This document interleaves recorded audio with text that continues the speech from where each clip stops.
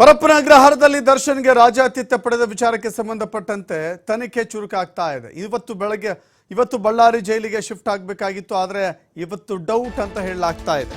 ಅದಕ್ಕೆ ಕಾರಣ ಪರಪ್ಪನ ಅಗ್ರಹಾರದಲ್ಲಿ ಆಗಿರುವಂತಹ ಪ್ರಕರಣ ಇದೆಯಲ್ಲ, ಅದರ ತನಿಖೆ ಆಗಬೇಕು. ಕೆಲವಷ್ಟು ಪ್ರೊಸೀಜರ್ಗಳನ್ನು ಕಂಪ್ಲೀಟ್ ಮಾಡಬೇಕಾಗಿದೆ. ಪರಪ್ಪನ ಅಗ್ರಹಾರದಲ್ಲಿ ಮಹಾಜರು ಬಳಿಕ ಶಿಫ್ಟ್ ಸಾಧ್ಯತೆ. ಯಾಕೆಂದರೆ ಪರಪ್ಪನ ಅಗ್ರಹಾರದಲ್ಲಿ ಯಾವ ಜಾಗದಲ್ಲಿ ಅವರು ಕುಳಿತುಕೊಂಡಿದ್ರು, ಕಾಫಿ, ಸಿಗರೇಟ್ ಹೀಗೆ ರಾಜಾತಿಥ್ಯವನ್ನು ಪಡೆದುಕೊಂಡಿದ್ದರಲ್ಲ, ಆ ವಿಚಾರಕ್ಕೆ ಸಂಬಂಧಪಟ್ಟಂತೆಯೂ ಕೂಡ ಪ್ರಕರಣಗಳು ದಾಖಲಾಗಿದೆ ಪರಪ್ಪನ ಅಗ್ರಹಾರ ಪೊಲೀಸ್ ಠಾಣೆಯಲ್ಲಿ. ಸೊ ಹೀಗಾಗಿ ಅದರ ತನಿಖೆಯ ಭಾಗವಾಗಿ ಸ್ಪಾಟ್ ಇನ್ಸ್ಪೆಕ್ಷನ್ ಮಾಡಬೇಕಾಗುತ್ತೆ, ಸ್ಥಳ ಮಹಾಜರು ಮಾಡಬೇಕಾಗುತ್ತೆ. ಸೊ ಹೀಗಾಗಿ ದೂರುದಾರರು ಮತ್ತು ದರ್ಶನ್ ಸಮಕ್ಷಮ ಮಹಾಜರು ಪ್ರಕ್ರಿಯೆ ನಡೆಯುತ್ತೆ. ಇವತ್ತು ದರ್ಶನ್ ಬಳ್ಳಾರಿಗೆ ಶಿಫ್ಟ್ ಮಾಡುವ ಸಾಧ್ಯತೆ ತೀರಾ ಕಡಿಮೆ ಅಂತ ಹೇಳಲಾಗ್ತಾ ಇದೆ.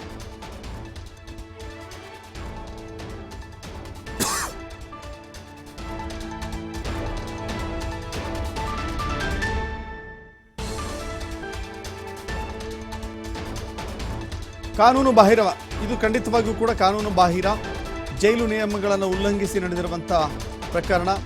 ಈ ಪ್ರಕರಣದಲ್ಲಿ ತನಿಖೆಯಾಗಬೇಕಾಗುತ್ತೆ. ಇದೇ ವಿಚಾರಕ್ಕೆ ಸಂಬಂಧಪಟ್ಟಂತೆ ಪ್ರಕರಣ ದೂರು ಕೂಡ ದಾಖಲಾಗಿದ್ದಾವೆ. ಸೊ ಹೀಗಾಗಿ ಆರೋಪಿ ಮತ್ತು ತನಿಖಾಧಿಕಾರಿ, ಆರೋಪಿ ಮತ್ತು ದೂರುದಾರರ ಸಮಕ್ಷಮದಲ್ಲಿಯೇ ಸ್ಥಳ ಮಹಾಜರು ಮಾಡುವಂಥ ಅವಶ್ಯಕತೆ ಇರುತ್ತೆ. ಸೊ ಹೀಗಾಗಿ ಸ್ಥಳ ಮಹಾಜರಿನ ಕಾರಣಕ್ಕಾಗಿ ಇವತ್ತು ಶಿಫ್ಟ್ ಮಾಡೋದು ಡೌಟ್. ಸ್ಥಳ ಮಹಾಜರು ಪ್ರಕ್ರಿಯೆಯನ್ನು ಪೂರ್ಣಗೊಳಿಸಿ ಆನಂತರದಲ್ಲಿ ದರ್ಶನ್ ಅವರನ್ನು ಬಳ್ಳಾರಿ ಜೈಲಿಗೆ ಶಿಫ್ಟ್ ಮಾಡುವ ಸಾಧ್ಯತೆ ಇದೆ.